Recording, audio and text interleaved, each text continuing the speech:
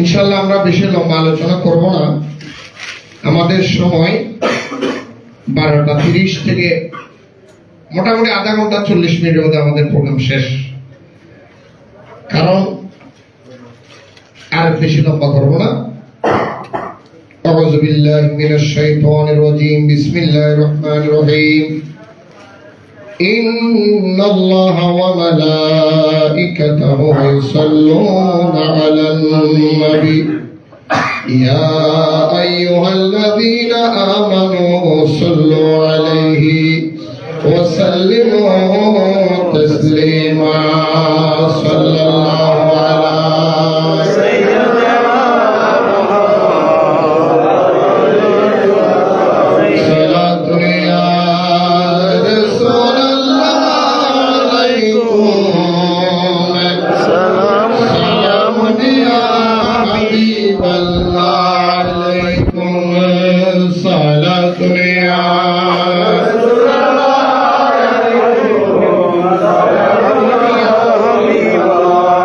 जिसने देखा है मदीना जिंदगी में एक बार, चुमने उनकी कदम सर झुक रहा है बार बार। सलात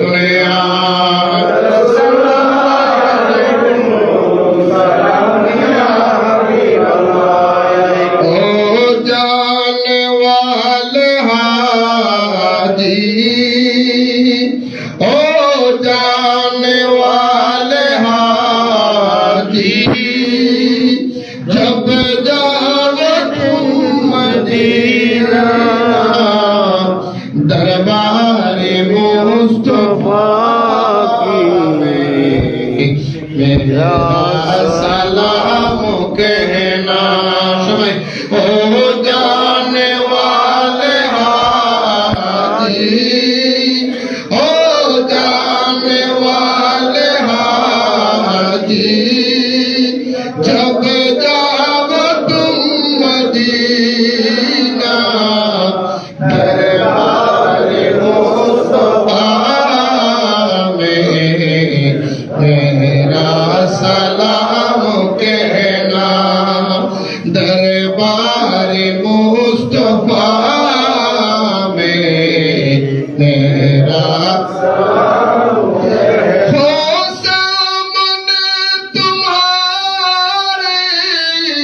महबूब जलवा करे हो सामन तुम्हारी, महबूब जलवा करे,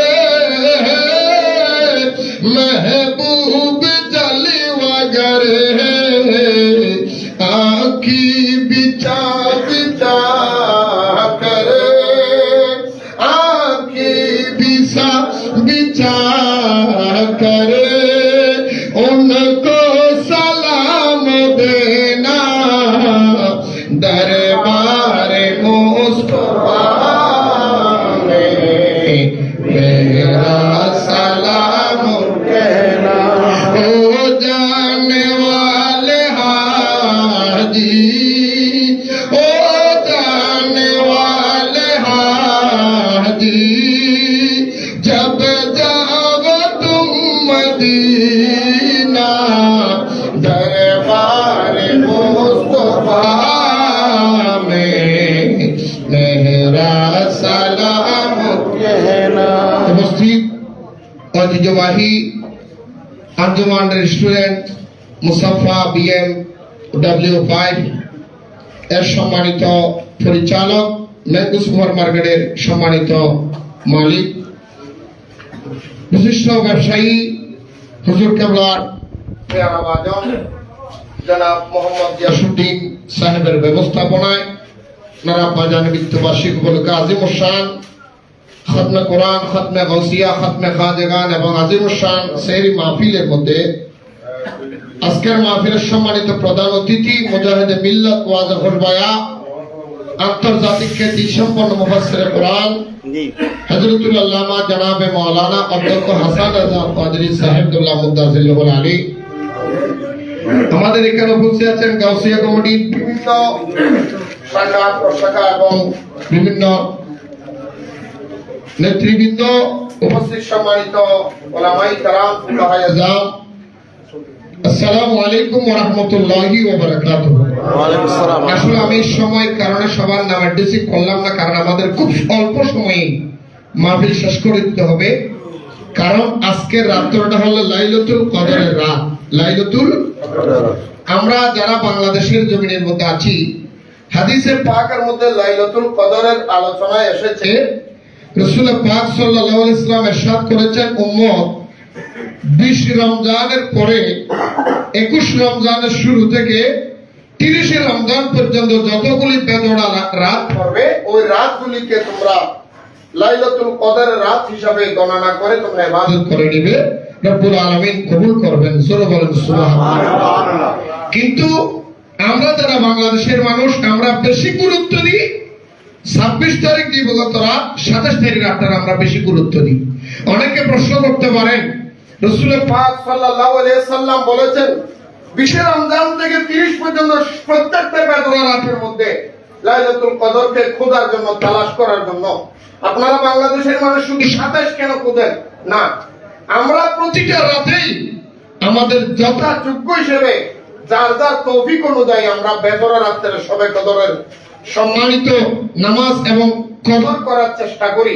কিন্তু 27 থেকে প্রাধান্য দেওয়ার কারণ হলো, ইমাম আজম আবু হানিফা রাহমাতুল্লাহ আলাইহি বলেছেন, রাসূল পাক সাল্লাল্লাহু আলাইহি ওয়াসাল্লামের উম্মত যারা, তাদের ভিতরে তো হায়াত কম, তাদের ভিতরে হায়াত কম, অল্প সময় এই 10 দিন পর্যন্ত লাগাতার সারা রাত ইবাদত করার মতো তৌফিক প্রত্যেকের নাও হতে পারে, আবার হতেও পারে।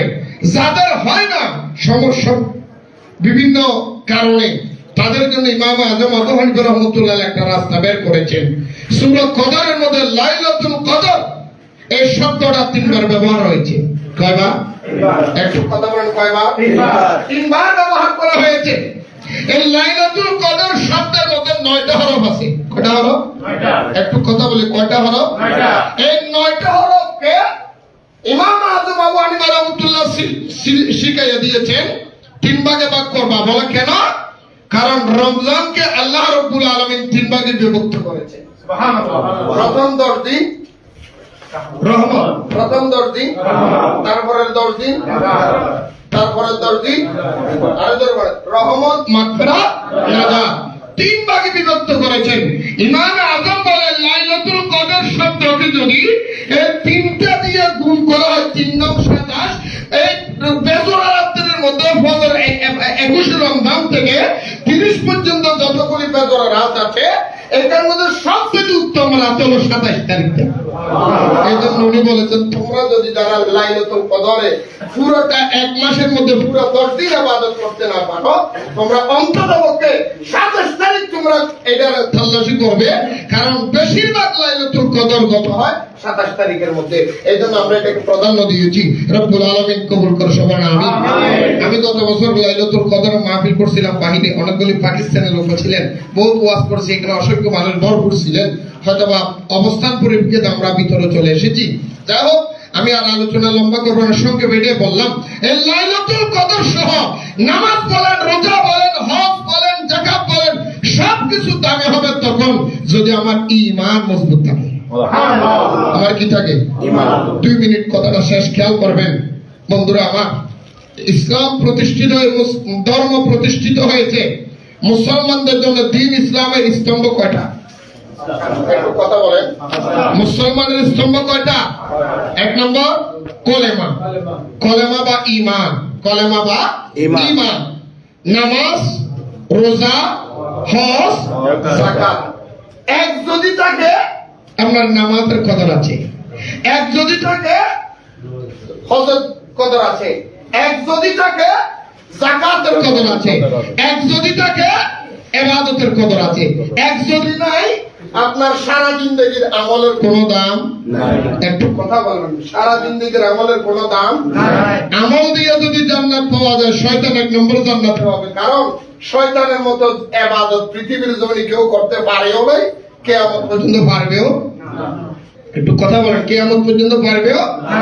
আমল দিয়ে যদি, দাড়ি দিয়ে যদি জান্নাতে যাওয়া যেত, রবীন্দ্রনাথ ঠাকুর আগে জান্নাতে যেত, কারণ এর দাড়ি তো আরো লম্বা আছে। কথা বলা ঠিক না?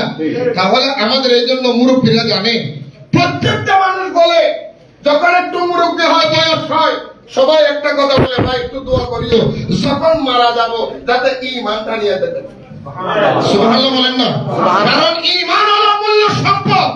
আপনার ঈমান আছে, আপনার জিন্দেগির দাম আছে। ঈমান নাই, আপনার জিন্দেগি বন্দেগির কোনো দাম নাই, কোনো দাম নাই। আমরা পাক্কা ঈমানদার হয়ে কবরে যেতে চাই কি চাই না? একটু কথা বলেন, ঈমানদার কাকে বলে? সংক্ষেপ কথা শেষ। কোরআনুল কারীমের মধ্যে সূরা তাওবার 24 নম্বর আয়াত। সূরা তাওবার কয় নম্বর আয়াত? একটু কথা বলেন, সূরা তাওবার কয় নম্বর আয়াত? 24 নম্বর আয়াত। আল্লাহ বলেন, তোমরা যদি পাক্কা মুত্তাকি ঈমানদার হতে চাও, দুইটা কাজ করতে হবে। কয়টা কাজ? কথা বলেন, কয়টা কাজ? নামাজ, রোজা, হজ, দুইটা কাজ। কয়টা কাজ? এই কথা বলে শেষ।